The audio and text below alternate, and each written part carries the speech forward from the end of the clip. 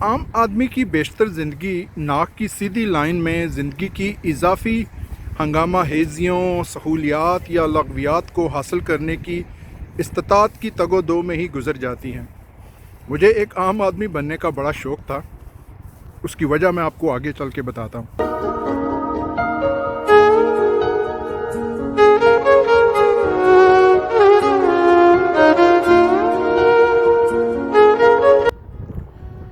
ہمارے اردو ادب کے ایک ممتاز ادیب مشتاق احمد یوسفی صاحب کے نام سے ہم سب واقف ہیں۔ جو اردو ادب سے واقف ہے ہم سب ان کے مداح ہیں،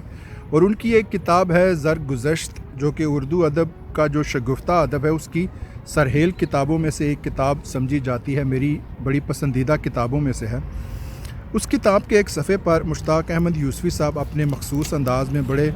شگفتہ طریقے سے عام آدمی کی زندگی کے حالات و واقعات یا اس کی ٹریجڈی یا ایک خاصیت بیان کرتے ہوئے کہتے ہیں کہ عام آدمی کی زندگی کی ایک ٹریجڈی یا خاصیت یہ بھی ہوتی ہے کہ وہ بیچارہ اپنی زندگی کو مردم آزاری کے 3 ادوار میں بھی تقسیم نہیں کر پاتا،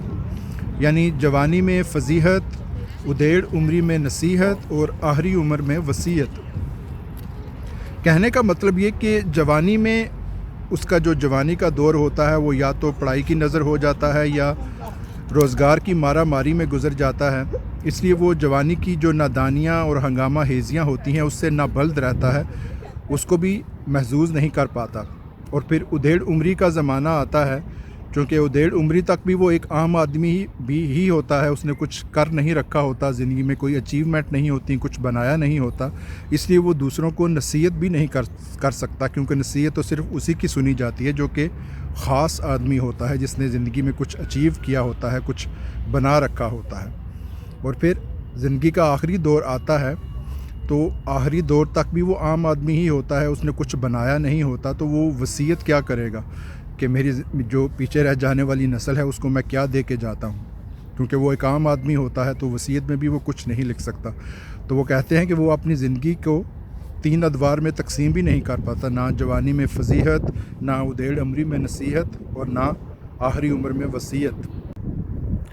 یہ تو مشتاق احمد یوسفی صاحب کا بہت اچھا شگفتہ انداز ہے عام آدمی کی زندگی کی ٹریجڈی بیان کرنے کا، لیکن میں اس کو اس نظر سے دیکھتا ہوں کہ اپنی زندگی کی تمام تر تگ و دو اور محرومیوں کے باوجود عام آدمی اس طرح سے فائدے میں ہے کہ اس زندگی کے بعد جب اگلی زندگی میں وہ اپنے خالق کے سامنے پہنچے گا اور پوچھا جائے گا کہ زندگی کیسے گزاری، کن حالات میں گزاری، تو اس کے پاس ایک بڑی معقول سی وجہ ہوگی کہ مالک میں تو ساری زندگی کی بنیادی جو ضرورتیں ہیں انہی کے لیے تگ و دو کرتا رہا، بس زندگی اسی میں گزر گئی، کچھ خاص پتہ نہیں چلا۔ تو مالک کی رحمت سے پورا یقین ہے کہ وہ اس کی جو تھوڑی بہت لغزشیں ہوں گی ان کو بھی معاف کر دیا جائے گا، لیکن جو خاص آدمی ہیں جنہوں نے زندگی میں بہت کچھ بنا رکھا ہے، جب ان سے پوچھا جائے گا کہ زندگی کیسے گزاری، کچھ اچھا کام کیا یا نہیں، تو ان کے پاس کیا بہانہ ہوگا کہ مالک تیری دی ہوئی نعمتیں سہولتیں ہی اس قدر تھیں کہ ہم اسی میں کھو گئے، کوئی اچھا کام کرنے کا موقع ہی نہیں مل پایا۔ تو یہ بہانہ جو ہے یہ بڑا خراب ہے، اس لیے مجھے لگتا ہے کہ عام آدمی یہاں فائدے میں رہے گا۔ اس بات پہ مجھے ایک لطیفہ یاد آتا ہے کہ کسی گاؤں میں ایک انتہائی غریب شخص رہتا تھا جس نے مشکل سے ایک چھوٹی سی کچی جھونپڑی بنا رکھی تھی جس میں وہ اپنے دن رات گزارتا تھا۔ جب کبھی کہیں کھانے کو مل جاتا کسی سے وہ کھا لیتا، اپنے پیٹ کی آگ بجھا لیتا، ورنہ فاقہ مستی۔ اسی گاؤں میں کچھ وڈیرے جاگیردار رہتے تھے جن کی بڑی بڑی حویلیاں اور بہت مال و متاع تھا۔ ایک دن ایسا ہوا کہ گاؤں میں سیلاب آیا، تو وہ جو غریب آدمی تھا اس کے پاس اور تو کچھ تھا نہیں، اس نے اپنی جھونپڑی چھوڑی اور جلدی سے ایک درخت کی اونچی شاخ اور ٹہنی پہ چڑھ کے بیٹھ گیا اپنی جان بچا کے، اور سیلاب کو دیکھنے لگا۔ لیکن وہ جو جاگیردار وڈیرے تھے ان کا مال و متاع جب سیلاب میں بہنے لگا تو وہ رونے دھونے لگے اور اپنے سامان کو بچانے کی کوشش کرنے لگے۔ یہ منظر دیکھ کے وہ غریب آدمی اونچی آواز میں کہکہے لگانے لگا۔ تو وہ جاگیردار اس کے پاس آیا اور بولا، پاگل آدمی، گاؤں میں سیلاب آیا ہوا ہے، ہمارا جو مال و متاع ہے وہ بہہ رہا ہے، ہمارے گھر جو ہیں وہ بہے جا رہے ہیں، اور تو کہکہے لگا رہا ہے۔ تو یہ بات سن کے اس نے ایک اور اونچا کہکہ لگایا اور بولا کہ غریب ہونے کا مزہ ہی آج آیا ہے۔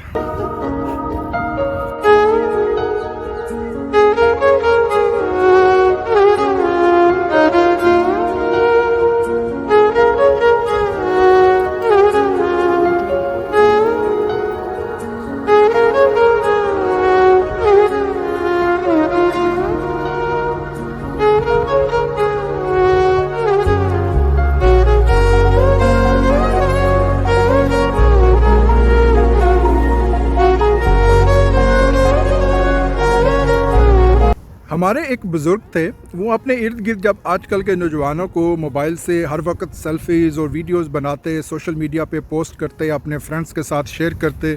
اور انہی معاملات میں مصروف دیکھتے، تو وہ ایک دن قدرے مایوسی سے ہمیں کہنے لگے کہ یار ہم نے تو اپنی ساری زندگی شرافت میں ہی گزار دی، ہمیں تو ان چیزوں کا پتہ ہی نہیں تھا۔ آج کل کی نسل کو دیکھو، فکر نہ فاقہ، ہر وقت انہی لغویات میں مصروف رہتے ہیں۔ ہم لوگ اکثر یہ کرتے ہیں کہ اپنی زندگی کو جب پیچھے مڑ کے دیکھتے ہیں اپنے ماضی کو، اور اپنا ماضی ہمیں قدرے کٹھن اور مشکل نظر آتا ہے، اور پھر ہم جب آج کل آگے پیچھے دیکھتے ہیں اپنے ارد گرد کے لوگوں کو کہ وہ اپنی زندگی کو کس آسودہ حال میں گزار رہے ہیں، تو ہم قدرے دکھی ہو جاتے ہیں کہ ہم نے بڑا مشکل وقت گزارا، ہم تو یہ ساری لغویات سے قدرے نابلد رہے، ہم نے کچھ کیا ہی نہیں۔ تو یقین جانیے، خوشی منائیے کہ وہ کہتے ہیں کہ گناہ کا موقع یا مہلت نہ ملنا بھی خدا کی نعمتوں میں سے ایک نعمت ہے۔ اگر آپ زندگی کی ان لغویات میں شامل نہیں رہے یا آپ ان سے قدرے دور رہے تو یہ آپ کی خوش قسمتی ہے۔